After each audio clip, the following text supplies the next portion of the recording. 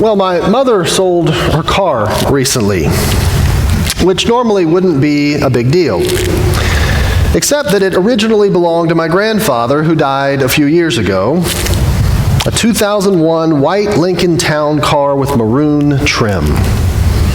He loved that car, which I suspect is in part the reason he always owned one. In fact, I can't remember a time in my life that my grandfather was not driving a Lincoln Town car.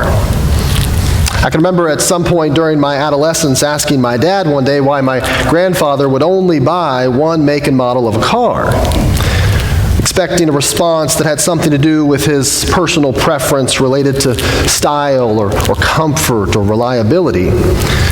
Instead, I got a strange response.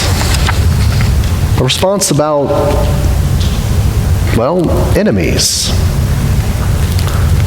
My father said, well, your grandfather only buys American-made cars. I said, well, wait, what's that got to do with anything? Well, remember, my father went on, he's a Purple Heart from World War II. He was shot by the Japanese, so he's certainly never going to buy anything made by them, or even the Germans for that matter. I'm not sure what it is about the Lincoln Town car specifically, but I know in part it's because it's American-made. I recall in that moment being introduced for the first time to the idea of what it means to have an enemy.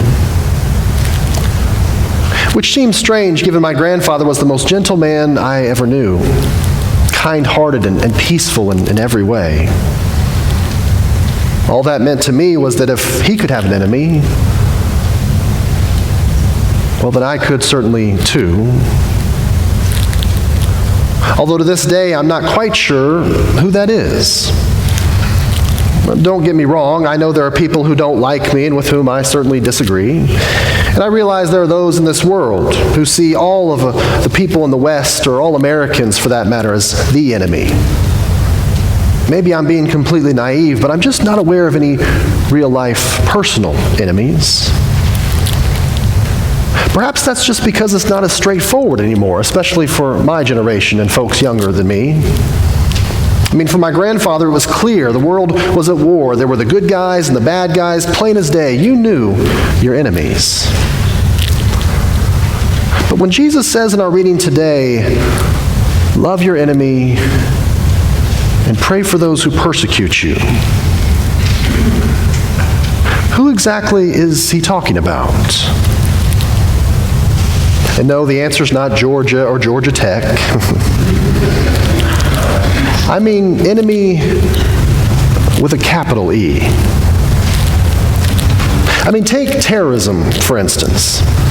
That's really more of an idea than it is a nation state. And even when I hear in the news the United States has killed another leader of a terrorist organization, most of the time I didn't know that person was my enemy until they've told me. Although I suspect we spend more of our mental energy on those nuisances a little closer to home. You know what I mean. Like your neighbor who won't get his dog to be quiet during the night no matter how many times you've politely asked. Or the undocumented woman who came to our country fleeing violence in her own but is nevertheless living here illegally. Or the friend on Facebook who's sharing overtly racist or misogynistic articles on your page as if they're funny.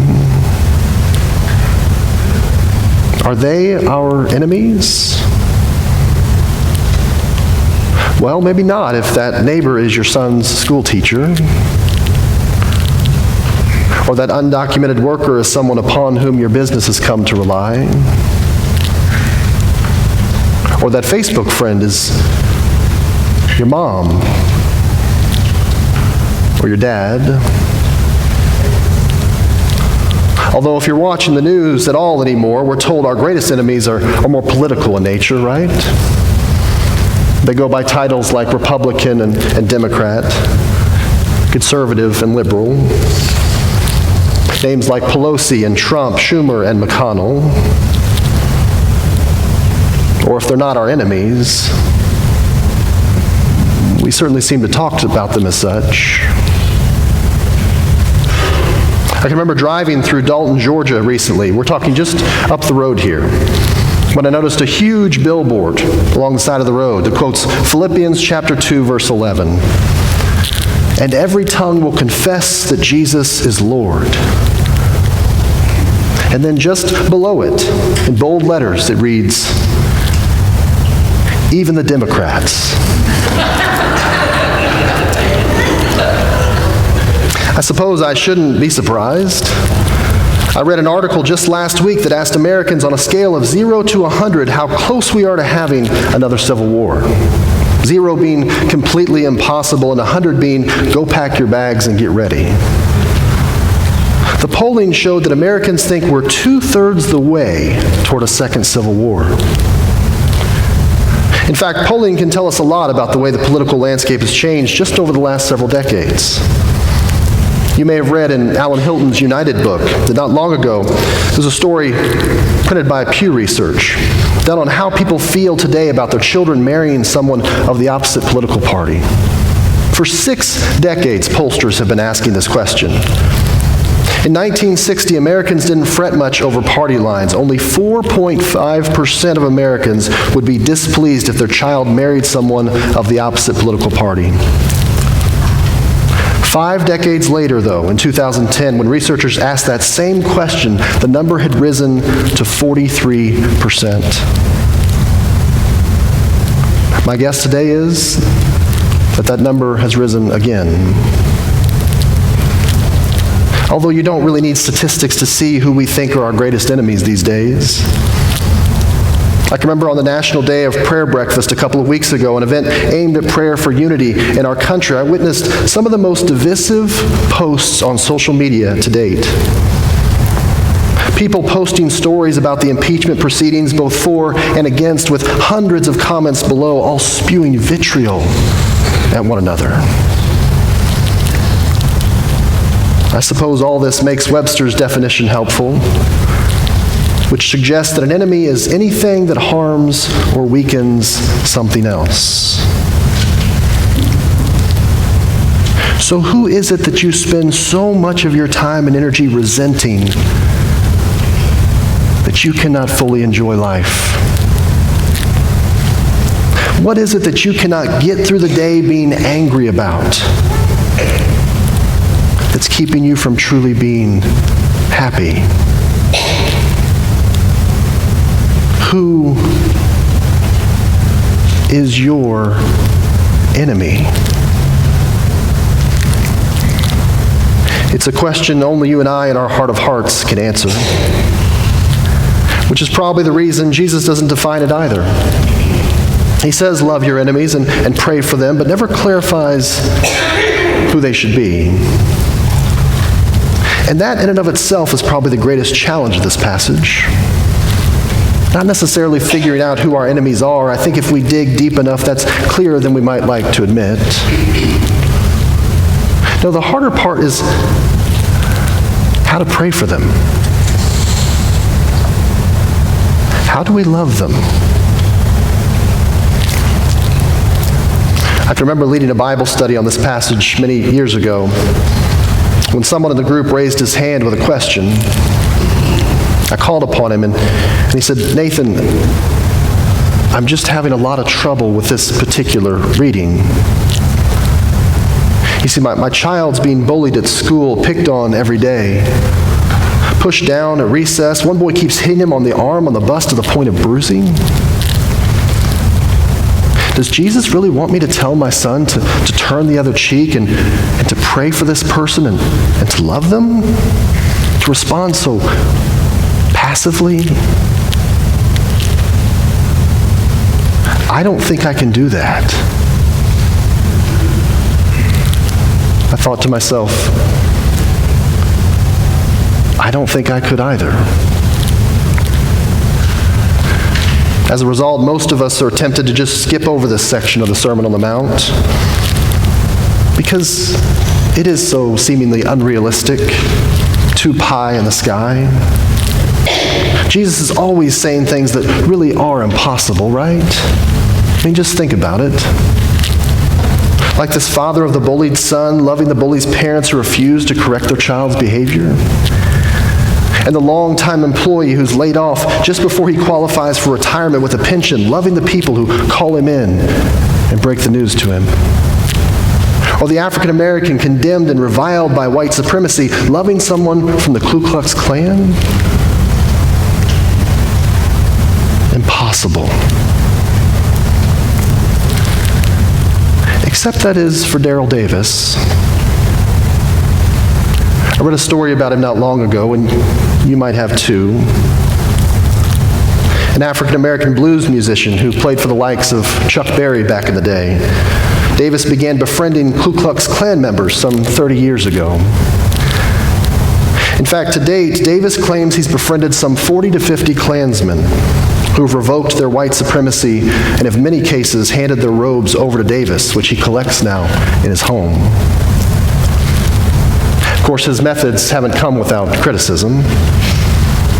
I have my own reservations, and concerns. Some have said he's too patient, that the toxic problem of racism needs addressing now, not over time by trying to build relationships. Others have said that by making friends with avowed racists, he's actually validating racism.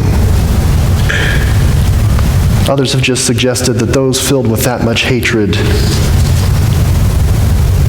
they can't change. But Daryl says in an article in the Washington Post,